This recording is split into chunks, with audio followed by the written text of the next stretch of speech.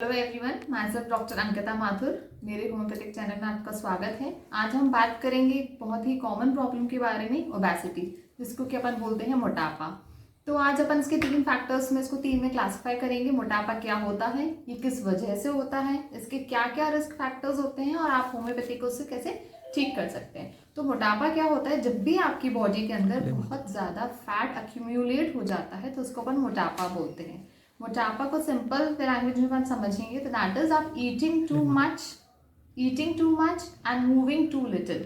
तो आप कुछ भी चीज़ खा रहे हैं वो आपकी बॉडी के अंदर स्टोर हो जाती है, चाहे वो आपका फैट हो या वो शुगर हो, और अगर आप उसको बर्न ऑफ नहीं कर पा रहे हैं इजी, तो आपकी बॉडी के में फैट के फॉर्म में स्टोर हो जाती है और वो कारण बनती है आपकी मोटापे का। तो दिस इज सिंपल लैंग्वेज मोटापा। अब अपन इसके बात करें किस किस कारण की वजह से हो सकता है, तो उसके बहुत सारे कारण होते हैं। जैसे एक जेनेटिक एक रीज़न है, अगर आपको कोई डिजीज़ हो गई है, लाइक अगर आपको थायराइड हो गया तो उसमें भी आप मोटापा बढ़ सकते हैं।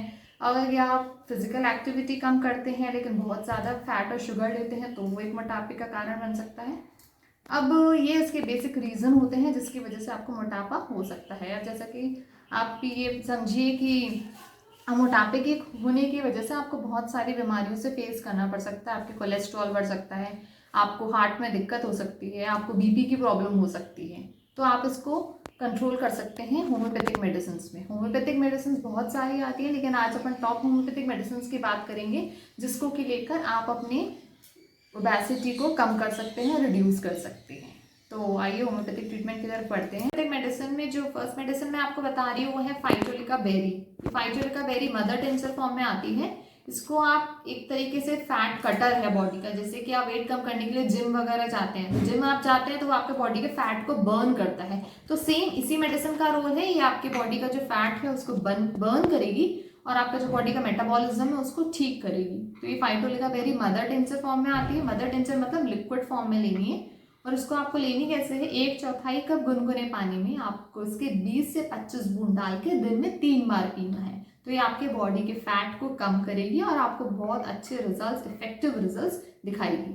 सेकेंड मेडिसिन जो आती है दोस्तों वो आती है फ्यूकस वर्सिकुलस मदर टिंचर। ये भी मेडिसिन जो है मोटापे को कम करने की है, लेकिन आप इसको उस स्टेज में प्रेफर कर सकते हैं जबकि आपका जो मोटापा है वो थायराइड की वजह से। जैसे मैंने आपको पहले बताया कि मोटापे के बहुत सारे कारण हो सकते हैं। तो अगर आपको थायराइड है और थायराइड की वजह से अगर आपको मोटापा आ रहा है तो आप फ्यूकस वर्सिकुलस की तरफ से जाइए और उसको लेने का जो डोज है वो सेम वही है, 20 से 25 बूंद लेनी है आपको आधे कप पानी के अंदर, दिन में 3 बार पीना है। तो अगर एक दोबारा समराइज करें तो अगर आपको थायराइड की वजह से मोटापा है, जैसे कि हाइपोथायराइड एक बीमारी होती है, उसमें अगर आपको मोटापा आता है तो आप फ्यूकस की तरफ जाइए। लेकिन अगर आपको सिंपल ओबेसिटी है, मतलब कोई कारण नहीं है या कोई डिजीज की वजह से है या कोई कारण नहीं है, तो उसमें आप फाइटोलिका बेरी की तरफ से जाइए।